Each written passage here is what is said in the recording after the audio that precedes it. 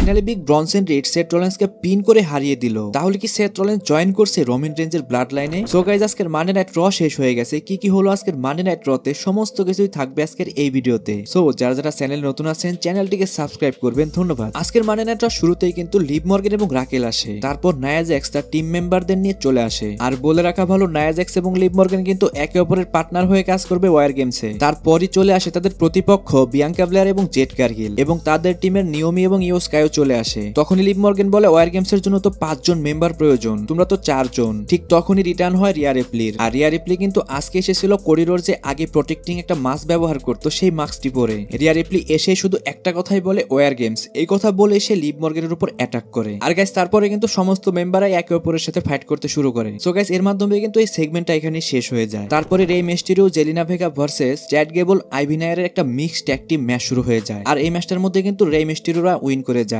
Match শেষ হয়ে যাওয়ার পরে যখনই রে মিস্টেরিও সেখান থেকে চলে যায়, তখনই চ্যাট গেবল এবং তাদের টিম মেম্বারদের মধ্যে কিছু ঝামেলা শুরু হয়ে যায়, এবং কিছু সময়ের মধ্যে কিন্তু তাদের মধ্যে মিটমাটও হয়ে যায়। চ্যাট গেবল যেরকম ওটিসের সাথে ব্যবহার করছিল, ঠিক সেই রকম কিন্তু এই টিম মেম্বারদের সাথেও সে সেই রকম ব্যবহারই করছিল। আমার মনে হয় খুব তাড়াতাড়ি চ্যাট গেবলের টিমটাও ভেঙে যাবে। তারপর আমরা ব্যাকস্টেজে জাজমেন্ট ডেকে দেখতে পাই। সেখানে লিভ মর্গান এবং রাকেলকে দেখা যায় অনেকটা ভয়ে ছিল তারা, কারণ রিয়া রিপ্লি কিন্তু আবারও চলে এসেছে। কিন্তু ফিন বেলা তাদেরকে বলে তোমাদের ভয়ের কিছু নেই, আমরা সবাই তোমাদের পাশে আছি। তারপর ফিন বেলা ডমিনিক মিস্টেরিও এবং কার্লিটোকে বলে তোমাদের কিন্তু আজকে ওয়াইল্ডের সাথে ম্যাচ আছে, আর আমি জানি তোমরা এই ম্যাচে উইন করে যাবে, যাও সবাইকে দেখিয়ে দাও জাজমেন্টে কি জিনিস। তারপর আমরা ব্যাকস্টেজে লুডভিগাইজার এবং গুন্থারকে দেখতে পাই। সেখানে গুন্থার লুডভিগাইজারকে বলে তুমি সবসময় কেন আমার পিছন পিছন ঘুরছো, তুমি যাও নিজেই কিছু করো এবং নিজের নাম বানাও। তারপর গুন্থার লুডভিগাইজারকে বলে দেখো তো আমাকে সেই আগের রিং জেনারেল লাগছে কিনা। এর উত্তরে লুডভিগাইজার বলে হ্যাঁ তোমাকে তো সেই আগের মতোই লাগছে। তারপর গুন্থার লুডভিগাইজারকে বলে ঠিক আছে তুমি যাও নিজে কিছু করো, নিজেকে প্রমাণ করো, আর আমি ড্যানিয়াম প্রিস্টকে দেখে নিব। এই কথা বলে গুন্থার কিন্তু সামনের দিকে যাচ্ছিল, তখনই দেখা যায় যে সেখানে ড্যানিয়াম প্রিস্ট বসে রয়েছে। আর গুন্থার কোনো দেরি না করে পিছন থেকে ড্যানিয়াম প্রিস্টকে স্লিপার হলে আটকে দেয়। কিন্তু এখানে ড্যানিয়াম প্রিস্ট খুব তাড়াতাড়ি ফাইট ব্যাক করে এবং গুন্থারকে একটা কিক মেরে সে ডাউন করে দেয়। তারপর সেখানে অ্যাডম পিয়ার্সও চলে আসে, কিন্তু অ্যাডম পিয়ার্স কিছু বলতে পারে না, কারণ সে জানে এখানে গুন্থারেরই দোষ রয়েছে। তারপর একটা ম্যাচ শুরু হয়ে যায়, শেমাস ভার্সেস ব্রন ব্রেকারের ইন্টারকন্টিনেন্টাল চ্যাম্পিয়নশিপ ম্যাচ। আর গাইস এই ম্যাচটা শুরু থেকে কিন্তু অনেক ভালোই চলছিল, কিন্তু ম্যাচের মাঝখানে এখানে লুডভিগাইজার ব্রন ব্রেকারের উপর অ্যাটাক করে দেয়। আর লুডভিগাইজার শুধু ব্রন ব্রেকারের মধ্যে সীমাবদ্ধ ছিল না, সে কিন্তু শেমাসকেও অ্যাটাক করে। আর এটা কিন্তু অনেক ভালোই বোঝা যাচ্ছিল যে গুন্থার একটু আগেই তাকে বলেছিল নিজের নাম বানাও, সে এই জন্যই কিন্তু এই ম্যাচের মধ্যে ইন্টারফেয়ার করে দেয়। আর গাইস সামনেই মনে হয় এই তিনজনের মধ্যে আমরা ম্যাচ দেখতে পাবো। তারপর একটা ট্যাগ টিম ম্যাচ শুরু হয়ে যায় ওয়ার রাইডার্স ভার্সেস জাজমেন্টের। আর গাইস এই ম্যাচটার মধ্যে কিন্তু ওয়ার রাইডার্স কার্লিটো এবং ডমিনিক মিস্টেরিওকে হারিয়ে তারা উইন করে যায়, কিন্তু ম্যাচ শেষে ফিন বেলার এবং জেডি ম্যাকডোনা ওয়ার রাইডার্স এর উপর আক্রমণ করে দেয়। তারপর আমরা ব্যাকস্টেজে Seth Rollins, Sami Zayn, Jey Uso এবং জিমি ওসোকে দেখতে পাই। সেইখানে সেমি জেন সেথ রলিন্সকে তাদের ব্লাড লাইনে অ্যাড হওয়ার জন্য রিকোয়েস্ট করছিল,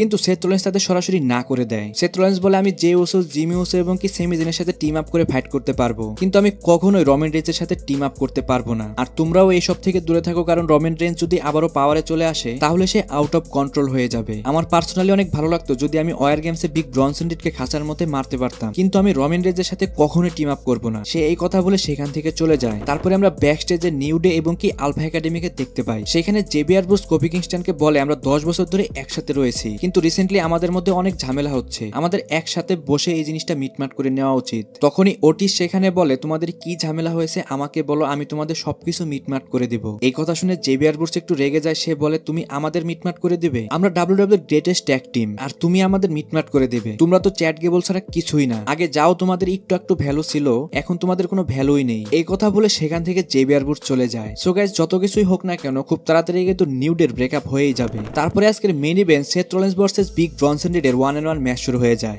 যখনই তাদের ম্যাচ শুরু হয়ে যায় তখনই সেখানে আসে জেকব ফাটু, টামাটোঙ্গা এবং টাঙ্গালোয়া। তারা যখনই কিছু একটা করবে তখনই সেখানে চলে আসে জে ওসো, সেমি জেন এবং কি জিমি ওসো। তারা এসেই কিন্তু জেকব ফাটুদের সেখান থেকে তাড়িয়ে দেয়। তারপরে এই ম্যাচটা শুরু হয়ে যায়। আর এই ম্যাচটা অনেক সুন্দরভাবে চলছিল, কিন্তু ম্যাচের শেষের দিকে সোলো সিকোয়া এখানে ইন্টারফেয়ার করে দেয়। আর এই সুযোগটাকেই কাজে লাগিয়ে বিগ ব্রনসন রিড এই ম্যাচটা উইন করে যায়। আর লাস্টে কিন্তু সোলো সিকোয়া বিগ ব্রনসন রিডের হ্যান্ড রাইজও করেছে। সো গাইস এখন আর এই বিষয়ে কোনো সন্দেহই নেই যে সেথ রলিন্স রোমান রেঞ্জের টিমে অ্যাড হবে। সেথ রলিন্স আমার মনে হয় এই সপ্তাহ স্ম্যাকডাউনে রোমান রেঞ্জের সাথে অ্যাড হতে পারে। সো গাইস কে কে চান রোমান রেঞ্জের সাথে সেথ রলিন্সকে আবার দেখতে অবশ্যই কমেন্ট করে জানাতে ভুলবেন না। এর মাধ্যমে কিন্তু আজকের যে মানডে নাইট র ছিল সেটা শেষ হয়ে যায়। সো গাইস আজকের ভিডিও এই পর্যন্তই। রেসলিং সম্পর্কে সমস্ত নিউজ এবং আপডেট জানার জন্য চ্যানেলটিকে সাবস্ক্রাইব করতে ভুলবেন না।